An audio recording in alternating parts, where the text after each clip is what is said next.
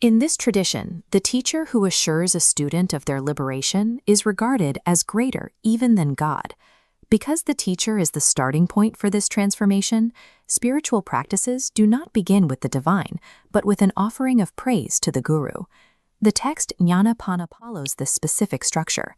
Before addressing the nature of life, the practice of devotion, or spiritual wisdom, it first pauses to bow before the teacher. This is anchored in the opening line, Guru Nathan Thunesheka. It is a direct request for the teacher's support. By placing this reverence at the very beginning, the text establishes that the path to fulfillment starts with the teacher's guidance, rather than individual effort. Human birth is rare when compared to the countless other forms of life that exist. To make this rare life successful, the text argues that a person must actively seek out divine grace and support. This raises a practical question.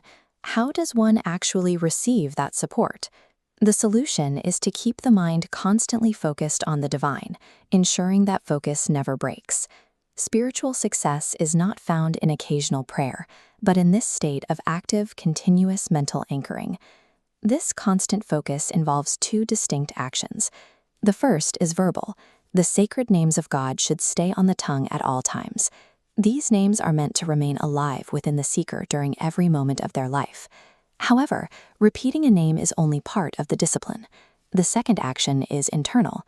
The form of the one being worshipped must be held in the heart while the mind dwells upon God. The difficulty lies in the nature of thought itself. The mind tends to wander in many different directions.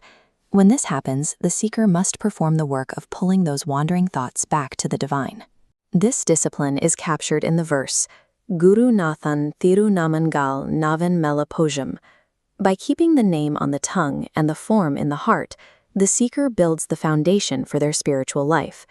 For the seeker, the goal is to make this sacred name and form an ever-present reality. Yet the text acknowledges that maintaining this level of constant remembrance is a difficult task to sustain alone. To preserve this tradition of devotion, the student requires the active guidance and blessings of the Guru. Without the Guru's grace, the path becomes difficult, and the seeker may struggle to stay the course. Because of this, the first step for any seeker is to pray for that specific blessing. It is only after this prayer and the resulting grace that the journey towards spiritual fulfillment can begin. The journey starts and ends with the same principle. By bowing to the teacher, the seeker receives the grace needed to maintain the devotion that leads to the goal.